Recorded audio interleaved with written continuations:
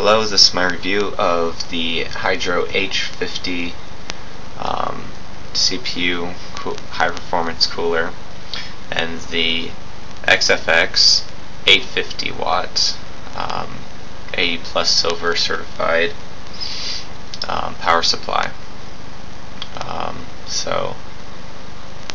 going to start with the CPU cooler, and I'm going to show you how well it fits inside of this is a mid-tower case, just a case I picked out around anyway.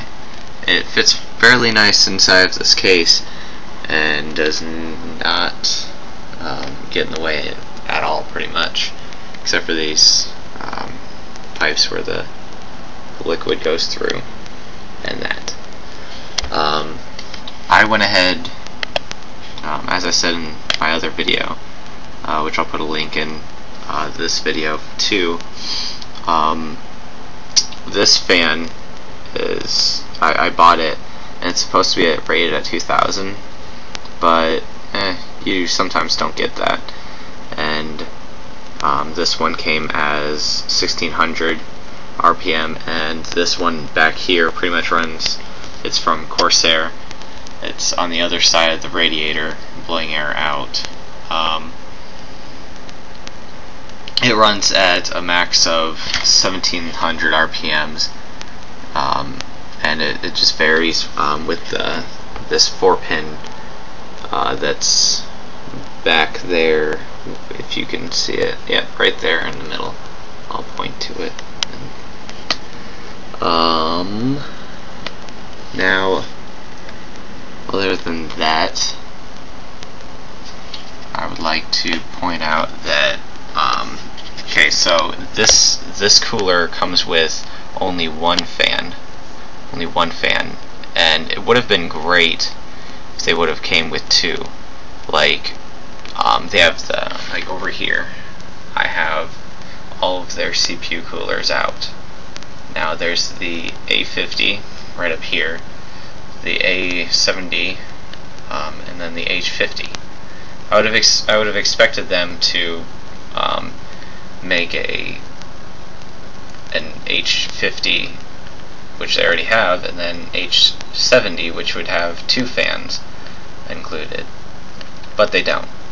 I went ahead and got the H50 because I don't really like a lot of noise from fans, and I read a couple reviews, and apparently you don't have to change the best thing about this is you don't have to change the liquid. The liquid is a non-expanding, non-evaporating liquid that just works. But I wouldn't expect it to work for more than like maybe a couple, like a year or two. I wouldn't expect it to run that well, but we'll see. Now, Corsair recommends that you have the fan pointing, like directing air into the fan, into the case, so that air rushes by the radiator, cooling it. But then that heats up the motherboard, which is pretty stupid. You need to cool down everything if you're going to cool down at all. What I decided to do was I'm going to be smarter than them and point it outwards. So I put the original one that came with it pointing outwards, and there was a dramatic difference. The motherboard. Here, I'm just gonna put this down. Okay, so the motherboard inside cooled down to about 45 degrees Celsius, and then the CPU was up to like 50 or 55 degrees Celsius, which was ridiculous. There's a big difference between having the board at 50 and the CPU at like 45. So what I decided to do was grab my other fan and see how well it would work out with if I put this extra fan pointing air out as well. Now that worked great.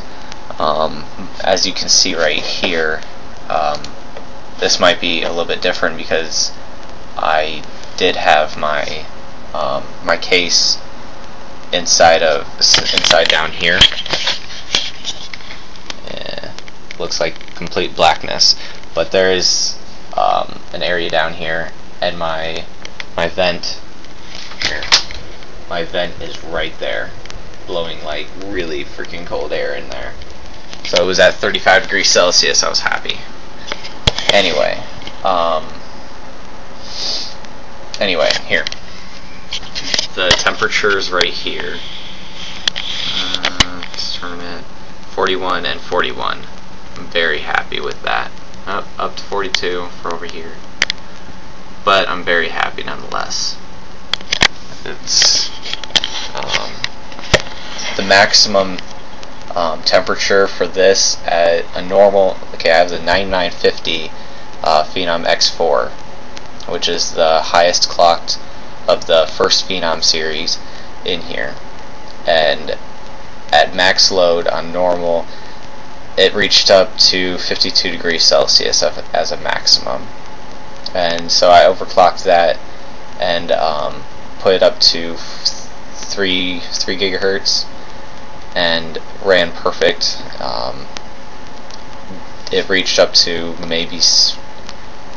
60, I think, 60 degrees Celsius, which is lower than even when I had the stock cooler. Which when I had the stock cooler, I was afraid to run. I was afraid to run the benchmarker over here for the stock cooler, because it would go up to like 65 degrees Celsius right off the bat. So yeah, I'm pretty happy with this cooler. Anyway, then that's the Corsair. Now the XFX power supply. It's right here. I'm just gonna take off the side of this.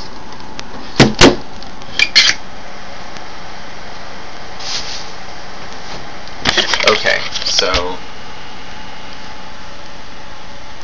as you can see, I only have 2 cords plugged in, and the original few cords that they have in here.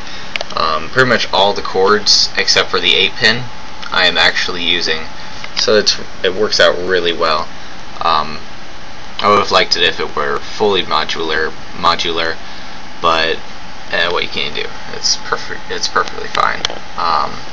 And other than that, it's got a 70 amp rail, 170 amp rail, which is really nice, great for overclocking, and it's 850 watts, obviously by the 850 right there. 840 watts for the 70 amp rail. Let's see if I can just get that for you. Here, you can just read it.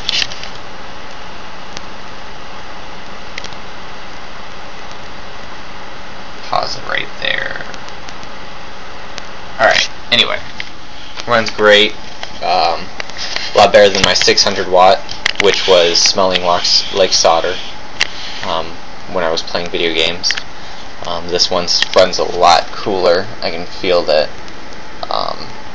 it's a lot cooler back here, coming out of the case.